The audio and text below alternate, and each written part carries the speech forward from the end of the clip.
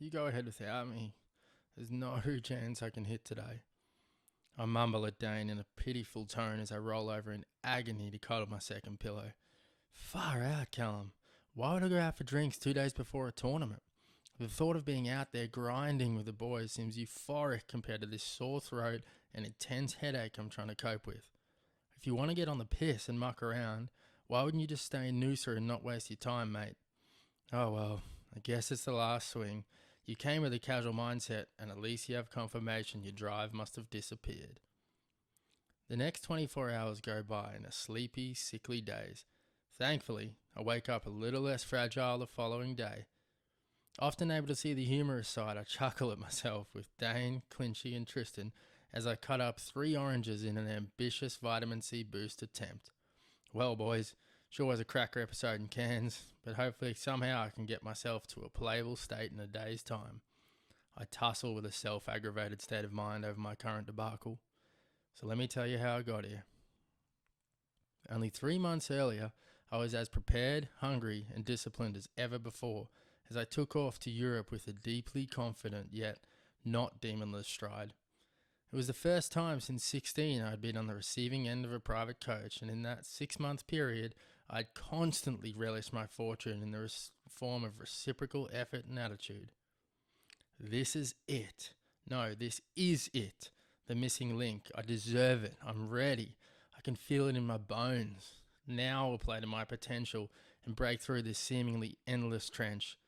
These are my thoughts arriving at my first tournament in Italy, the same as 628 other guys walking into the first morning of a Futures event that week.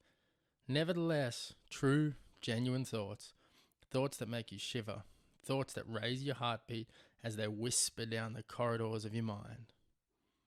Long story short, I do okay. I win a few matches, but nothing career changing. As I endure a hectic club tennis and Futures schedule around Europe, with different countries each week and constant digging of early flights, late flights, low bank balance, weekly uncertainty, roars of passion, screeches of disappointment, strange faces and unfamiliar places, I feel the red clay slowly dirty my beautifully optimistic mind. I guess maturity can sometimes couple realism. But this is not a tale about my Europe trip. That is another story. This Europe process just led me to a new reality. A reality where I arrived prematurely back in a Brisbane airport bathroom, glaring miles into the mirror, trying not to see myself as a tennis player. I'm a glass half full kind of human. Through thick and thin, I find a silver lining. Ask the people close to me. It is that mentality that helped me enjoy the gritty process of being a lower ranked professional tennis player. I mean way lower. Like awkwardly proud to not have to start with the words 1000 when an outsider asks for your world ranking. Whether I was playing a Futures event or a money tournament, I felt genuinely privileged to be out there doing something I enjoyed, honing a craft I was a fan of, and if doing that well enough meant I didn't have to borrow money from my parents for a while and could afford my own tuna, rice, and van registration, that was enough for me to be proud. Bottom line is, I loved it. I loved competing, training, traveling, making new friends, you know what I mean. So, when I find myself in a continuous state of mental frustration at the trivial things and not living in the present, something that is crucial during a tennis match, I experienced an identity dissolving. Who am I?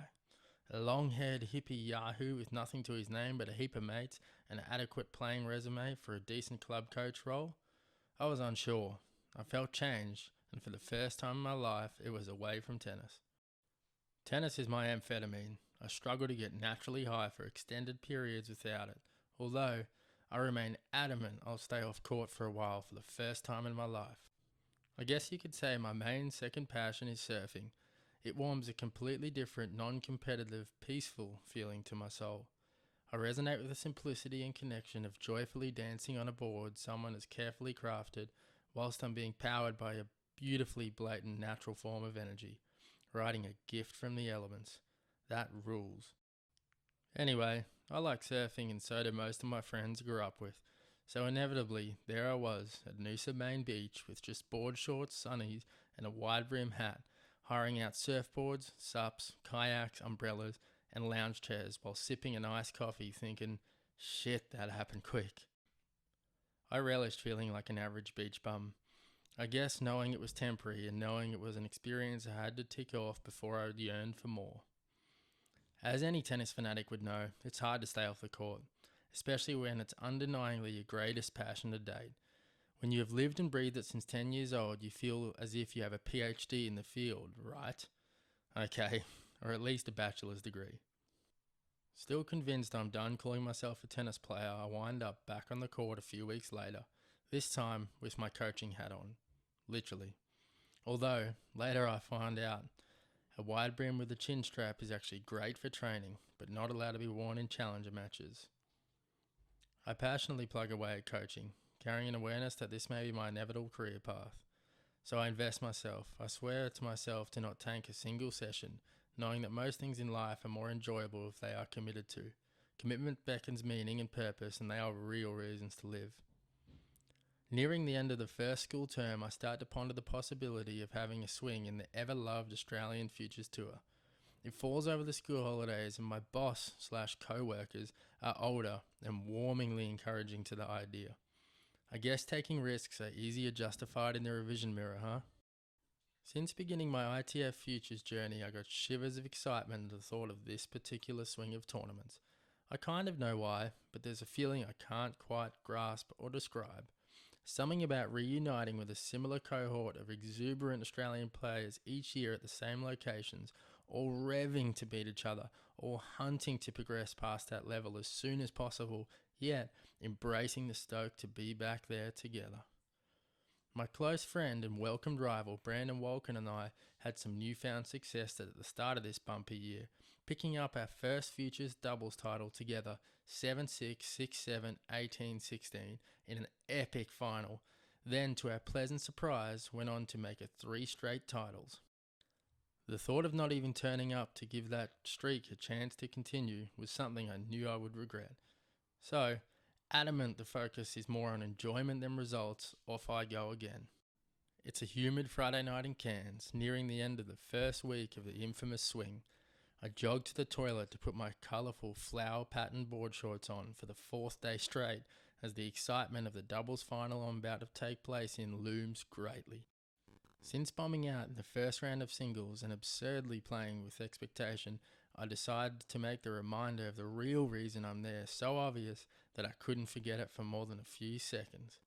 I glanced down at my undeniably spirited board shorts that somehow matched my remaining Letour outfit and breathed as calmly as I would if I was sitting on my longboard at Little Cove, Noosa.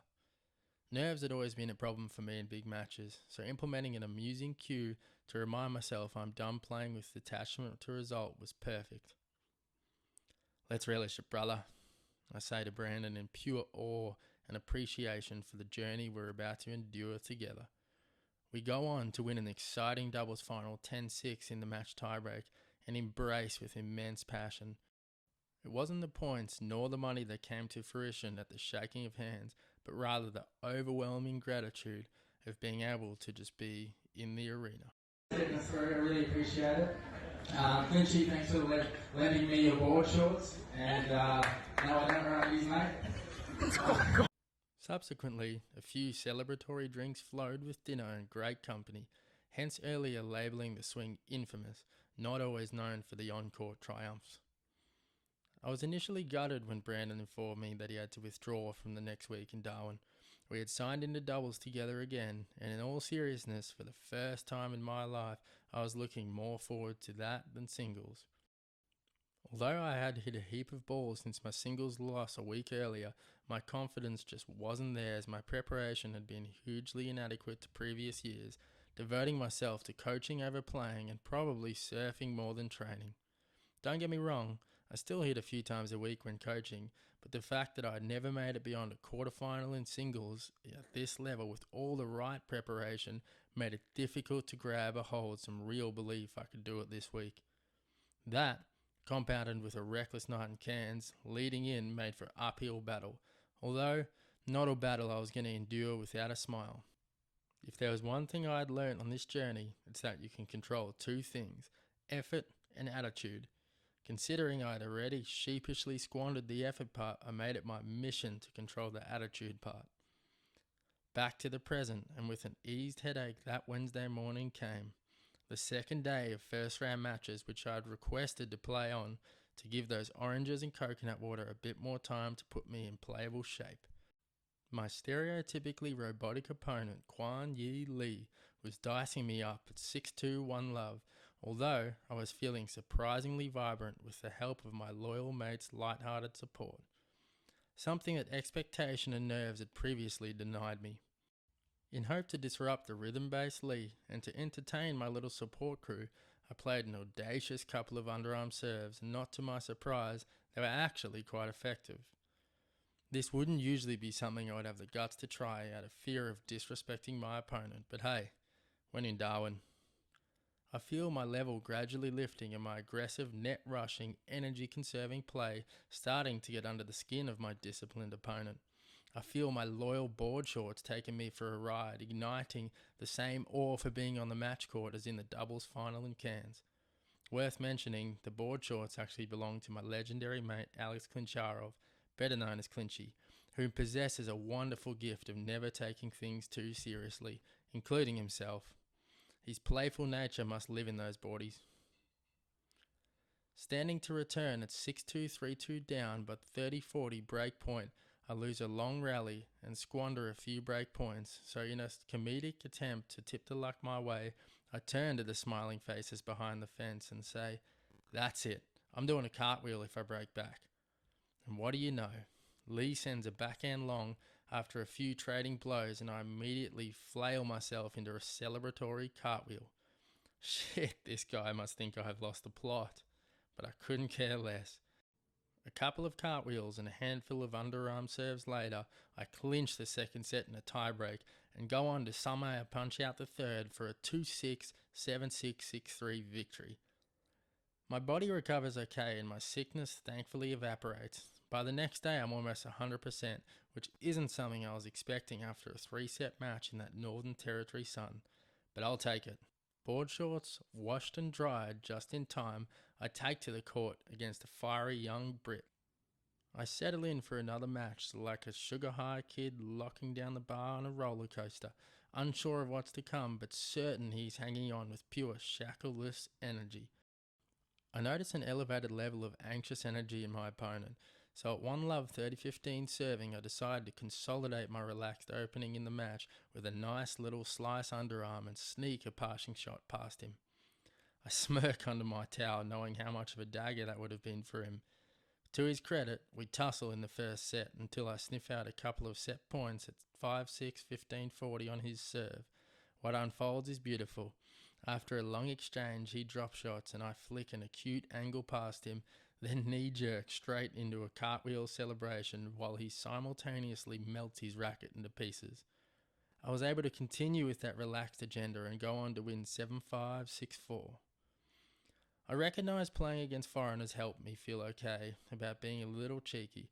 I'm really good mates with all the Aussie players and would have probably felt a little more awkward about hitting underarm serves and cartwheeling in big moments. So when quarterfinal day arrives and I'm up against Ukrainian Vladislav Orlov, I'm frothing to get out there and see what unfolds. A few nerves still linger, but a different sort of nerve, not born from fear of failing but rather excitement of the opportunity. My form ascends the previous days and I channel a rare feeling of invincibility on the tennis court. Board shorts, underarms and cartwheels all in check, I come out with my best tennis in the big moments as I dig out a 6-4, 6-2 win. I go on to get through my semi-final against a young Queenslander, Will Maher. The first match in the tournament I was favourite. Since I'm mates with Will, I decided to save my cartwheel for after the last point is played out of respect. So when his forehand sprays wide at 6-7, 2-5, 30-40, I cartwheel from baseline to net to shake his hand. That night, in absolute disbelief, I jump online and change my flight booking as I anticipated to fly after, at best, a potential doubles final. Packing for finals day was a funny one. There lies 2 Carlton drafts left over from Barks I can't bear to leave behind, so I squeeze them in next to my foam roller. On arrival to the practice court, before the final, I swing by the referee's kitchen and slide my 2 beers into the fridge door so they are cold and ready for some post-tourney frothies. I wouldn't usually be drinking beers during a tournament swing, but I actually thought my playing career was at a wrap.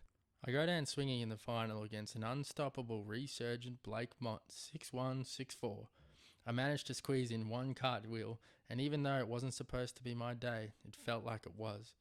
For now, I knew miracles could happen, and not just in relation to tennis. I know it's only the final of a 25k future, but for every achievement there is a relative factor. It doesn't matter what other people think, it is relative to the individual and how it makes them feel. Tennis began to strip away at my well-being because I started to think there was a correlation between my results and my self-worth. Headspace is everything, and I learned that once I got out of my own way with self-expectation and pressure, I found a healthier mental state on court and around my life. I noticed where my attention was focused on the external opinions and society precedents. I remind myself I'm the one in power, the main character, so I don't let a fragment of what I imagine other people's opinions to be infiltrate my headspace, something that held me back in the past. I have learned about myself and where I go in those moments, knowing my thought patterns at a deeper level. I practice meditation and I draw on other tools to try and improve my mind on and off the court. Evolving out of the primitive fear-based stock version we are born with. This may have served our ancestors, but it certainly doesn't serve us now. Tennis is a great exposer of mental incompetence and has been my most valuable teacher. That week taught me a lot. I now play for me. I commit to the process and I strive to play with freedom, detaching from the fear of not being enough. No one is forcing me to be out there. If I'm there, it's because I love it. As my mum reminded me the other day, the destination is for the ego and the journey is for the soul.